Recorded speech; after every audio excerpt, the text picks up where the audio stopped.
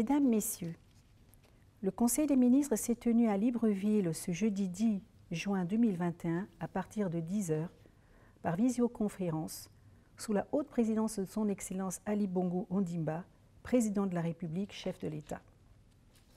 En début des travaux, le Conseil des ministres a félicité le président de la République pour son engagement constant au rayonnement de la diplomatie gabonaise. En effet, le président de la République, chef de l'État, a effectué un séjour de travail à Londres, au cours duquel il a échangé avec le secrétaire général du Commonwealth, le prince de Galles et le Premier ministre britannique. Les échanges ont porté essentiellement sur l'adhésion du Gabon au Commonwealth, ainsi que sur le leadership affirmé de son Excellence Ali Bongo Ondimba sur les problématiques de protection de l'environnement, du climat et de la biodiversité, entre autres questions. Sur le plan national, le Conseil des ministres se réjouit de la tendance à la baisse des cas de contamination à la Covid-19, résultat des décisions courageuses prises par le gouvernement dans le cadre de l'état d'urgence sanitaire. Aussi, le président de la République, chef de l'État, invite-t-il les populations gabonaises à poursuivre les efforts collectifs, le respect des mesures barrières et l'adhésion massive à la campagne de vaccination dont les centres érigés à cet effet sont déjà fonctionnels sur toute l'étendue du territoire national. Au titre des projets de textes législatifs et réglementaires, ministère du Budget et des Comptes publics. Sur présentation du ministre du Budget et des Comptes publics, le Conseil des ministres a adopté le projet de loi de finances rectificative pour l'année 2021. L'élaboration de ce projet de loi se justifie par la nécessité de prendre en compte les très hautes instructions du président de la République, chef de l'État, relatives à la mise en œuvre du plan d'accélération de la transformation, de prévoir les dépenses additionnelles visant à renforcer la réponse sur la lutte contre la pandémie de la Covid-19 et d'intégrer les réformes contenues dans l'accord conclu avec le FMI au titre du mécanisme élargi de crédit. Ce projet de loi vise notamment la reprise de la croissance avec un taux projeté à 1,5% contre moins 1,8% en 2020. La réduction du déficit budgétaire de moins 7,4% à 7,2% du PIB hors pétrole afin de contenir le niveau de l'endettement. La reconstitution des avoirs extérieurs pour garantir la couverture de nos importations, l'optimisation de la mobilisation des recettes à travers l'élargissement de l'assiette fiscale, la digitalisation des services, la suppression de toutes les exonérations d'impôts, droits et taxes non prévus, autorisés ou approuvés par la loi. L'amélioration de l'offre dans les secteurs de l'éducation, de la formation professionnelle, de la santé, de l'eau et de l'énergie. Ainsi, les principales hypothèses sur lesquelles repose le cadrage macroéconomique et budgétaire révisé sont arrêtées comme suit. Une production de 10,2 millions de tonnes métriques en 2021, en recul de 3,12% par rapport à la loi de finances initiale 2021. Un prix du pétrole gabonais à 55 USD en 2021, en hausse de 34,15% par rapport à la loi de finances initiale 2021. Les exportations de manganèse qui se situeraient à 9 millions de tonnes en 2021, en hausse de 12,25% par rapport à la loi de finances initiale 2021. Un prix de vente de la tonne de manganèse qui s'établirait en moyenne à 150,2 USD, soit une baisse de 10,75% par rapport à la loi de finances initiale 2021.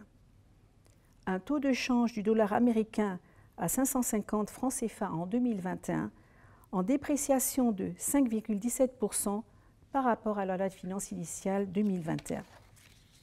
À ce titre, le projet de budget de l'État est équilibré en ressources et en charges à 3 043,7 milliards de francs CFA contre 2 681,5 milliards de francs CFA, soit une hausse de 362,2 milliards de francs CFA, imputable principalement à l'émission de titres publics d'un montant de 495 milliards de francs CFA sur le marché financier international.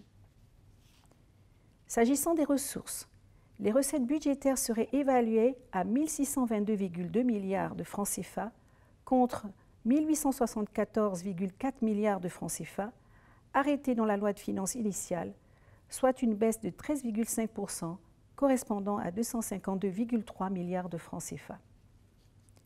Elle se décompose comme suit. Recettes fiscales, 1 127,1 milliards de francs CFA, dont les et fonds de concours, 55,8 milliards de francs CFA. Cotisations sociales, 42,7 milliards de francs CFA. Autres recettes, 396,5 milliards de francs CFA. Les ressources de trésorerie et de financement se chiffreraient à 1 421,6 milliards de francs CFA contre 807 milliards de francs CFA arrêtés dans la loi de finances initiale 2021, soit une hausse de 614,5 milliards de francs CFA. En ce qui concerne les dépenses et les charges de trésorerie, les dépenses budgétaires sont évaluées à 1 961,11,8 milliards de francs CFA contre 2 043,5 milliards de francs CFA dans la loi de finances initiale, soit une baisse de 4%, représentant 71,7 milliards de francs CFA, consécutive à la baisse des recettes budgétaires. Ces dépenses se répartissent ainsi qu'il suit. Les charges financières de la dette qui s'établissent à 294 milliards de francs CFA contre 272,9 milliards de francs CFA dans la loi de finances initiale 2021, soit une hausse de 21,1 milliards de francs CFA liée à l'emprunt sur le marché financier international. Les dépenses de fonctionnement qui se chiffrent à 1 187,3 milliards de francs CFA contre 1 111,2 milliards de francs CFA dans la loi de finances initiale 2021, soit une augmentation de 76,1 milliards de francs CFA en rapport avec l'augmentation des dépenses affectées à la lutte contre la Covid-19, soit 68 milliards de francs CFA. Les dépenses d'investissement s'établissent à 353,3 milliards de francs CFA contre un niveau de 483,4 milliards de francs CFA adopté initialement, soit un recul de 27,1% correspondant à 130,1 milliards de francs CFA. Cette baisse s'explique notamment par le reprofilage des projets financés sur financement extérieur et la reprogrammation de certains projets d'investissement financés sur ressources propres suite à la diminution des recettes. Toutefois, les dotations allouées à la santé, aux affaires sociales et à la sécurité ont été maintenues. Les autres dépenses enregistreraient une baisse de 17,6 milliards de francs CFA par rapport à la loi de finances initiale pour s'établir à 23,4 milliards de francs CFA. Les charges de trésorerie et de financement, quant à elles, se chiffreraient à 1 071,8 milliards de francs CFA contre 637,9 milliards de francs CFA dans la loi de finances initiale 2021, soit une hausse de 68%. De manière globale, les dépenses sociales ont été renforcées. Elles s'élèvent à 234,1 milliards contre 174,5 milliards de francs CFA dans la loi de finances initiale, soit une hausse de 59,6 milliards. Celle-ci concerne notamment la lutte contre la Covid-19, les bourses, la CNAMGS, les prestations familiales versées aux agents publics, les transports en commun, les hôpitaux, le SAMU social, les inhumations et aides aux familles, ainsi que le soutien au prix du gaz butane et pétrole lampant. Ministère des Relations avec les institutions constitutionnelles et les autorités administratives indépendantes. Sur présentation de Madame le ministre d'État, le Conseil des ministres a adopté 2 projets de texte. Le projet de loi autorisant le président de la République à légiférer pendant l'intercession parlementaire. Conformément aux dispositions de l'article 52 de la Constitution, le Conseil des ministres a adopté le projet de loi d'habilitation autorisant le président de la République, chef de l'État, à légiférer par ordonnance pendant l'intercession parlementaire. Le projet de décret réglementant les procédures d'adoption, de promulgation et de publication des textes législatifs et réglementaires.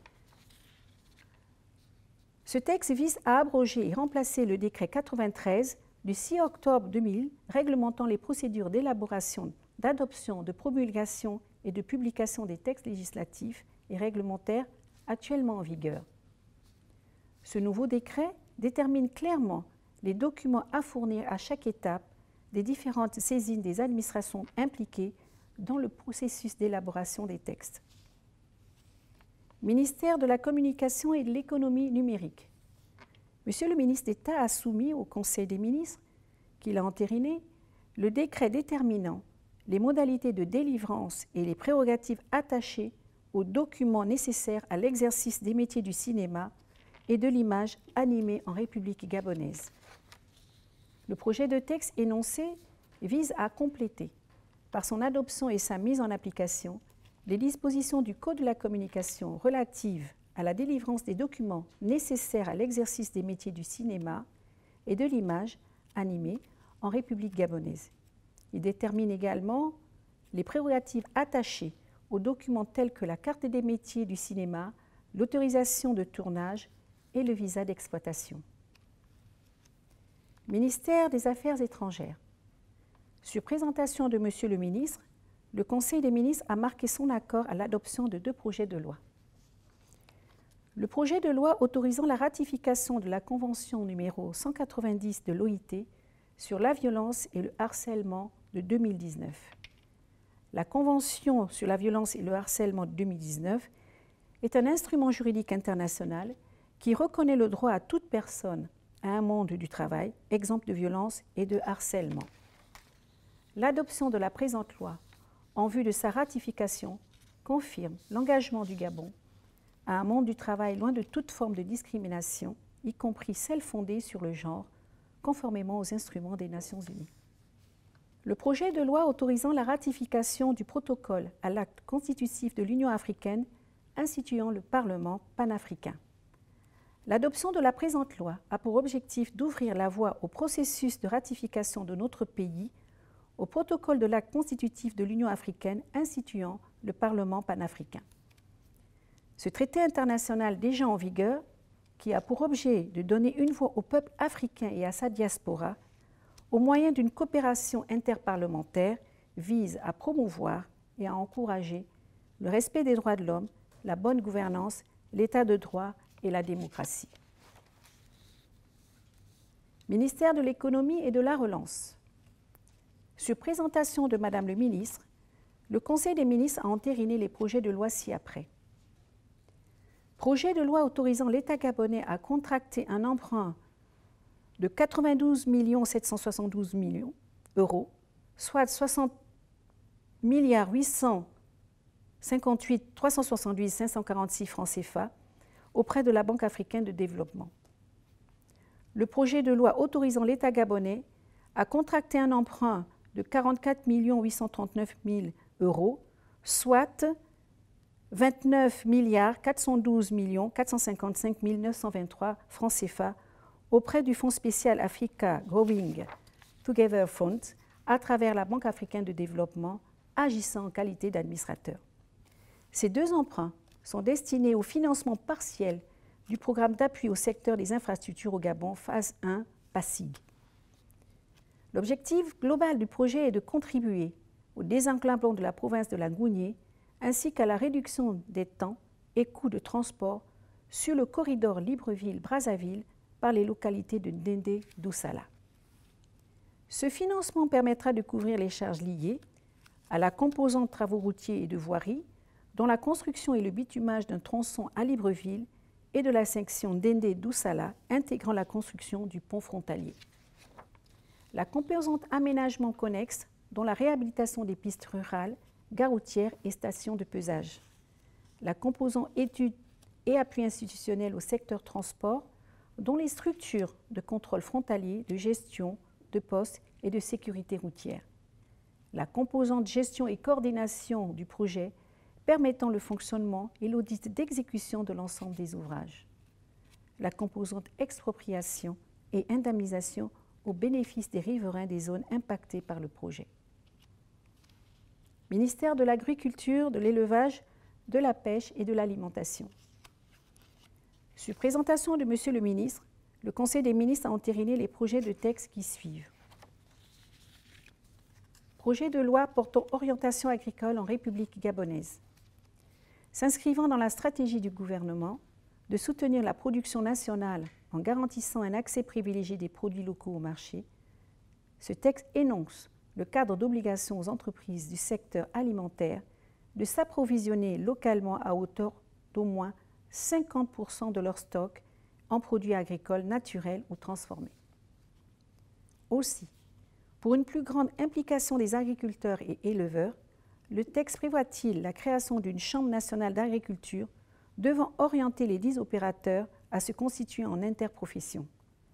Le texte énonce en outre les bases permettant l'encouragement à la formation, à la transformation locale et à l'incitation des opérateurs économiques à s'investir véritablement dans la fabrication et le montage local des équipements agricoles.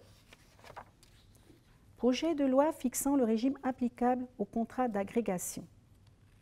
Le présent projet de texte, qui s'inscrit dans le cadre de la mise en œuvre des zones agricoles à forte productivité, a pour objet d'encadrer et harmoniser les relations commerciales entre les différentes catégories d'exploitants agricoles au sein des zones agricoles, en intégrant l'exploitant individuel dans le but notamment de développer l'entrepreneuriat national et de renforcer la compétitivité des filières.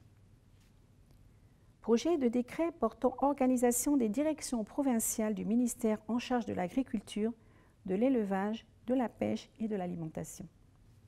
Pris en application de la loi 20-2005 relative aux règles d'organisation et de gestion des services de l'État, le présent projet de décret vise à créer dans chaque province une direction provinciale qui rassemble en service les différents relais territoriaux de chaque direction générale. À cet effet, les directions provinciales comprennent les services centraux, les services départementaux. Projet de décret fixant les modalités et conditions d'exercice de l'aquaculture en République gabonaise. Pris en application des dispositions du Code des pêches, le présent projet de décret fixe les conditions et modalités d'exercice de l'aquaculture en République gabonaise. Ce texte définit les modalités et conditions de création et fonctionnement des structures aquacoles. Ministère des Eaux et Forêts, de la Mer, de l'Environnement, chargé du plan d'affectation des terres. Sur présentation du ministre, le Conseil des ministres a entériné 3 projets de texte. Le projet de loi relatif à la lutte contre les pollutions par les plastiques à usage unique en République gabonaise.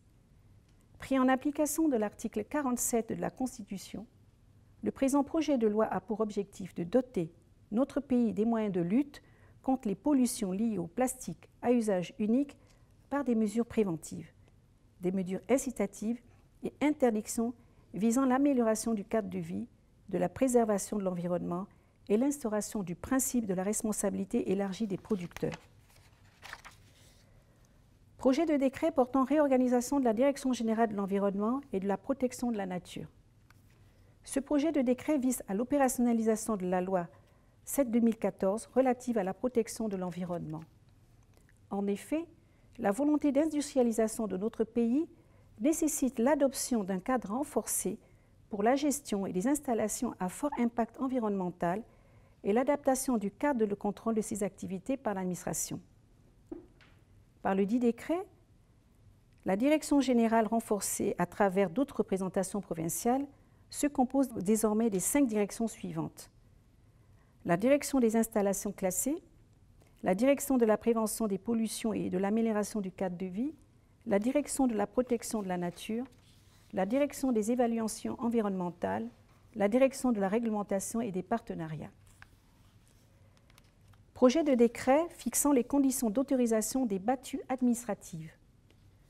Pris en application des dispositions de la loi 16/2001 du 31 décembre 2001 portant code forestier en République gabonaise, le présent projet de décret s'inscrit dans le cadre des réponses à la problématique du conflit homme-faune. Le texte vise à contribuer à la sécurité des cultures vivrières des communautés locales, ainsi que leur intégrité physique, tout en préservant les objectifs de gestion durable de la faune sauvage. À ce titre, le présent projet de décret autorise l'exécution des battues administratives et, le cas échéant, l'usage du droit de légitime défense par les populations victimes de ce conflit. Ministère du pétrole, du gaz et des mines. Monsieur le ministre a présenté au Conseil des ministres qu'il a entériné le projet de décret portant réorganisation de la Direction générale des études et laboratoires. Pris en application des dispositions de l'article 11 du décret 458 du 19 avril 2013 portant attribution et organisation du ministère du pétrole, de l'énergie et des ressources hydrauliques, le présent projet de texte a pour objectif de combler le vide juridique induit par les évolutions des secteurs des hydrocarbures et des mines. Ce projet de texte harmonise l'organisation et les attributions de la Direction générale des études et laboratoires avec la réglementation du secteur des hydrocarbures et miniers en République gabonaise, notamment en ce qui concerne la matière du biocarburant et de l'agrocarburant, des lubrifiants, des produits gaziers, des produits minéraux et les règles QHSE. Ainsi, la Direction générale des études et laboratoires, qui a pour mission d'exécuter la politique du gouvernement en matière de contrôle de la qualité dans les domaines pétroliers, gaziers, miniers et des ressources hydrauliques, comprend désormais, outre les services d'appui, les services centraux et les services territoriaux, les directions suivantes. La direction du laboratoire des hydrocarbures, la direction du laboratoire des produits minéraux, la direction des études des affaires juridiques et statistiques. En matière de politique générale, primature. Au terme de la présentation de Madame le Premier ministre, chef du gouvernement, le Conseil des ministres a pris bonne note de l'état d'avancement de l'exécution du plan d'accélération de la transformation initié par le président de la République, chef de l'État, son Excellence Ali Bongo Ondimba, dans l'optique d'une concrétisation rapide des réformes et projets prioritaires.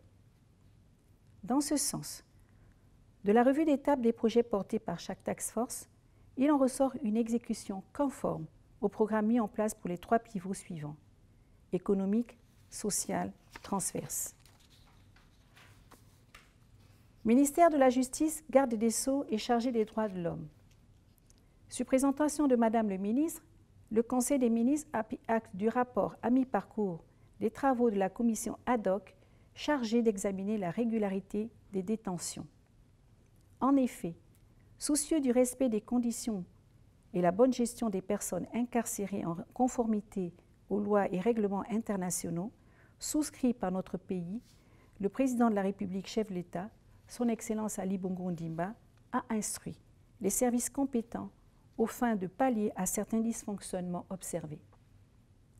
Débuté le 16 novembre 2020, il ressort à mi-parcours des travaux effectués par la commission ad hoc sur 882 situations de personnes détenues, une régularisation de 306 dossiers ayant ouvert la voie pour certains à une remise en liberté. Aussi, les activités de la commission se poursuivent-elles sur l'ensemble du territoire national. Ministère de l'Enseignement supérieur, de la Recherche scientifique, du transfert des technologies, de l'Éducation nationale, chargé de la formation civique. Monsieur le ministre a soumis au Conseil des ministres, qui a marqué son accord, à l'organisation de la première édition du concours national des meilleurs élèves qui aura lieu le 31 juillet 2021. Ce concours participe de la volonté du président de la République, chef de l'État, de promouvoir la culture du mérite et récompenser l'excellence. Il verra la participation de 462 élèves des classes de 5e année du cycle primaire et des élèves des collèges et lycées de l'enseignement général, technique et professionnel répartis sur l'ensemble du territoire national.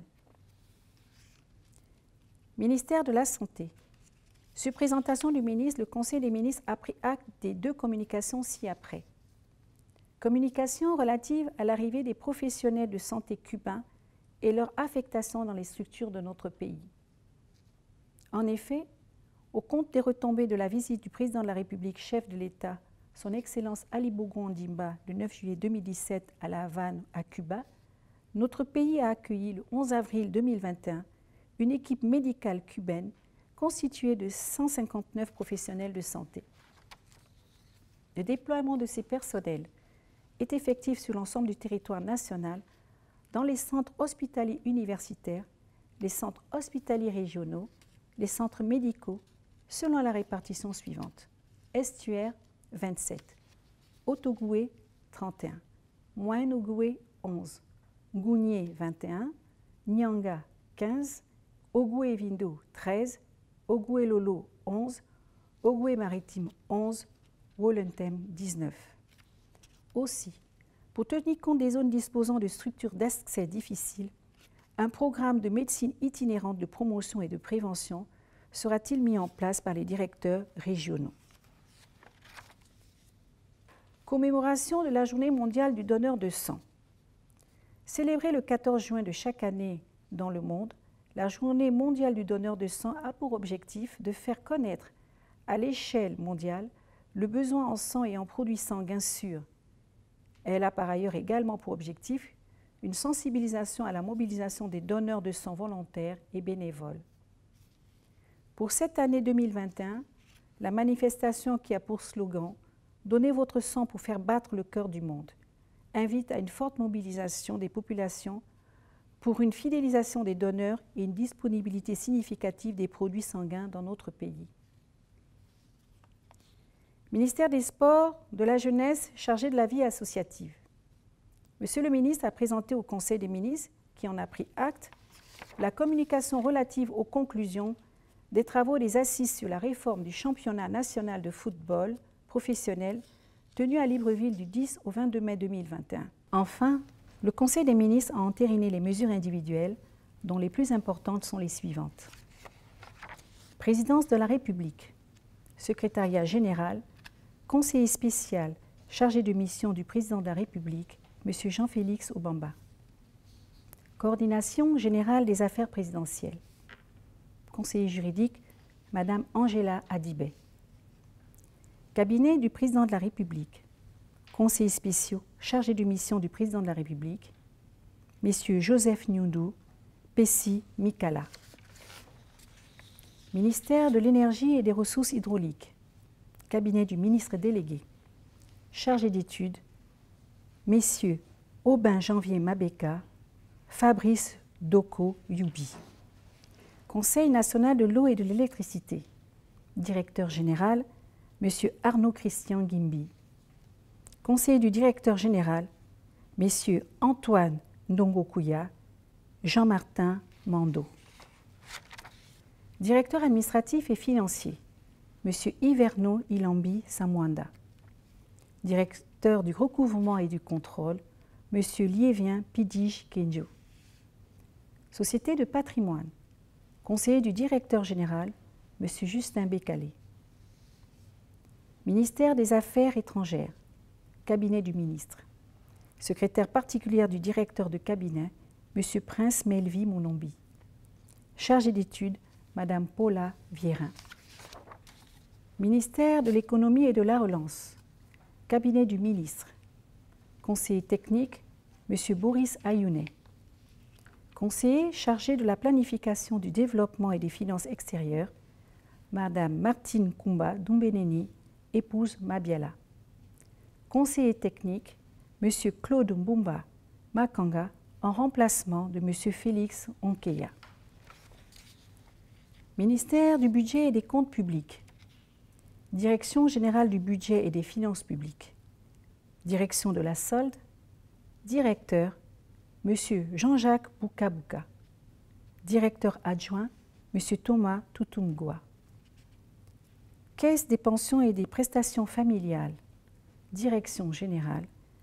Conseiller du directeur général, M. Marc Abeke. Ministère des Travaux publics, de l'équipement et des infrastructures. Fonds autonome national d'entretien routier. Président du conseil d'administration, M. Toussaint Nkouma Eman. Ministère des Transports. Société gabonaise des transports. Conseiller du directeur général, M. Patrick Gomez. Office des ports et rades du Gabon. Directeur général, M. Godwin Alini Yadjangoy. Conseiller du directeur général, Mme Laetitia Edou Sima. Ministère du pétrole, du gaz et des mines. Gabon Oil Company. Direction générale. Directeur général, Mme Odette Nzaba Makaya. Direction générale des hydrocarbures.